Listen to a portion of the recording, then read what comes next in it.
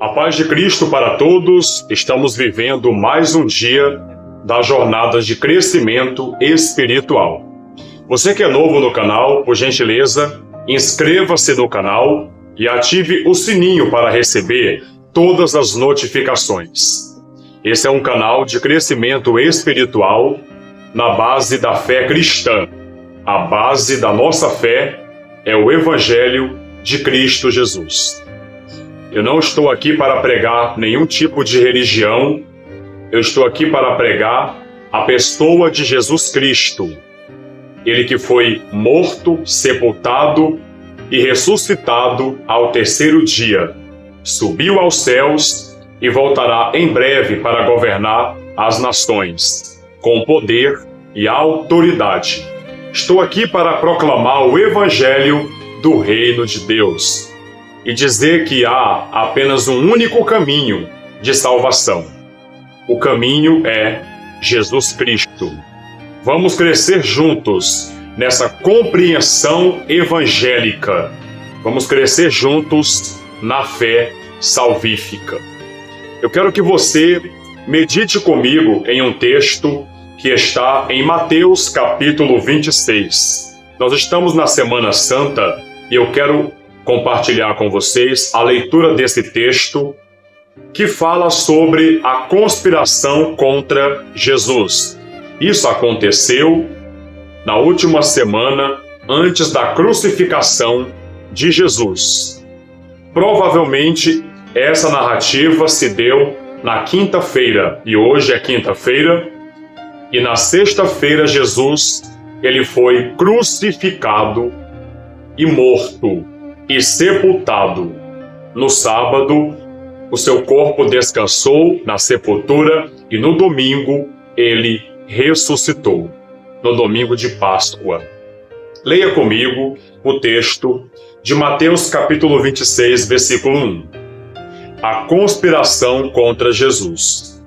Quando acabou de dizer essas coisas, Jesus disse aos seus discípulos: Como vocês sabem, estamos a 2 dias da Páscoa. A 2 dias da Páscoa. E o Filho do Homem será entregue para ser crucificado. Para ser o quê? Crucificado. Esse foi o tipo de morte que Jesus de Nazaré teve que passar. Uma morte por crucificação, que era uma pena capital do Império Romano para os condenados, os criminosos. Lembrando que Jesus de Nazaré, ele foi condenado de forma injusta, porque nenhuma das acusações dos sacerdotes judeus era verdade. Nenhuma das acusações contra Jesus tinha fundamento. Eram acusações infundadas. Jesus, ele foi condenado por causa dos nossos pecados. A culpa que estava sobre ele era a nossa culpa. E por isso ele foi crucificado. No versículo 3 está escrito: Naquela ocasião, os chefes dos sacerdotes e os líderes religiosos do povo se reuniram no palácio do sumo sacerdote, cujo nome era Caifás, e juntos planejaram prender Jesus à traição e matá-lo. Mas diziam: não durante a festa, para que não haja tumulto entre o povo. Jesus é ungido em Betânia. Versículo 6. Estando Jesus em Betânia, na casa de Simão, o leproso, aproximou-se dele uma mulher com um vaso de alabastro, um frasco de alabastro, contendo um perfume muito caro. Ela o derramou sobre a cabeça de Jesus, quando ele se encontrava reclinado à mesa. Os discípulos, ao verem isso, ficaram indignados e perguntaram: por que este desperdício? E um dos discípulos que falaram isso, o que ficou mais ressaltado foi Judas Iscariotes, que era um ladrão. Ele ficava com a bolsa de dinheiro das contribuições para o ministério de Jesus de Nazaré, e ele mexia no dinheiro, ele roubava, então ele era um ganancioso. Ele não perguntou por que esse desperdício, porque se importava com os pobres, e sim porque era ganancioso. Versículo 9. Este perfume poderia ser vendido por alto preço e o dinheiro dado aos pobres. Percebendo isto, Jesus lhes disse: por que vocês estão perturbando essa mulher? Ela praticou uma boa ação para comigo, pois os pobres vocês sempre terão consigo, mas a mim vocês nem sempre terão. Quando derramou este perfume sobre o meu corpo, ela o fez a fim de me preparar para o sepultamento. Eu lhes asseguro que em qualquer lugar do mundo inteiro onde este evangelho for anunciado, também o que ela fez será contado em sua memória. Versículo 14. Então um dos 12, chamado Judas Iscariotes, dirigiu-se aos chefes dos sacerdotes e lhe perguntou: o que me darão se eu o entregar a vocês? E lhe fixaram o preço, 30 moedas de prata. Desse momento em diante, Judas passou a procurar uma oportunidade para entregá-lo. Então você pode observar nesse texto que fala sobre a conspiração dos sacerdotes judaicos contra Jesus, e também fala sobre a Maria de Betânia, que ungiu a Jesus, a Maria que era irmã de Lázaro e de Marta. Vocês podem acompanhar lá em Lucas capítulo 10, fala sobre essa Maria, que quando Jesus foi na casa dela, ela ficou aos pés de Jesus, ouvindo os ensinamentos, enquanto que Marta ficava na cozinha. Maria tinha esse prazer de ouvir a mensagem de Jesus de Nazaré.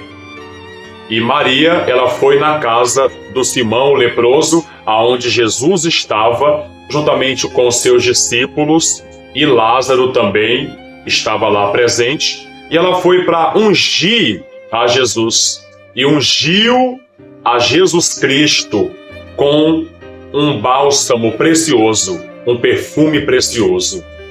Ela fez isso porque ela amava a Jesus, ela era devota do Senhor Jesus. E nós temos que ter esse amor por Jesus, essa devoção por Jesus de Nazaré, pois Ele é o nosso Senhor e Salvador. E o Espírito Santo, Ele moveu o coração de Maria para ungir Jesus, porque Jesus sabia que seria morto e sepultado. E Ele falou que ela estava preparando o corpo dele para ser sepultado. Você vê que nesse texto, Jesus Cristo deixa bem claro que Ele já sabia que ia morrer, que seria crucificado, que seria morto e sepultado.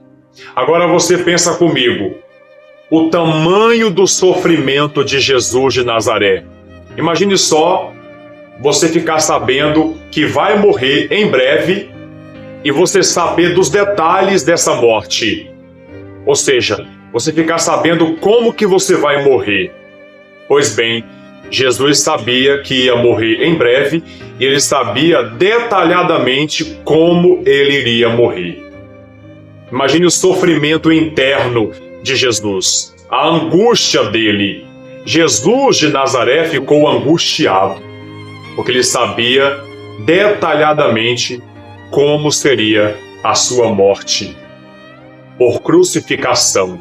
Ele sabia que ia morrer vagarosamente e dolorosamente. E além disso, ele sabia que seria traído. E ele indicou quem o trairia: Judas Iscariotes, que o traiu por 30 moedas de prata. Esse foi o preço da traição, 30 moedas de prata. Você consegue ver que Judas era ganancioso, avarento, que não amava Jesus.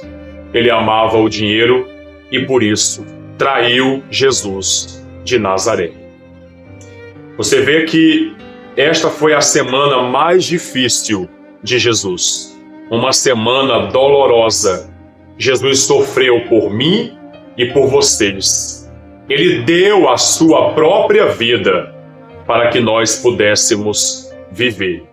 Por isso, meus irmãos, devemos valorizar a mensagem do Evangelho que nos leva à salvação. Dê valor ao sacrifício de Jesus. Entrega a tua vida para Jesus. Não viva no mundo, não viva na prática habitual do pecado, mas entregue-se a Cristo Jesus e você obterá a salvação da alma. Amém? Esse era o texto bíblico do Evangelho que eu queria compartilhar com vocês. Medite, reflita nesta Semana Santa sobre o sacrifício de Jesus de Nazaré.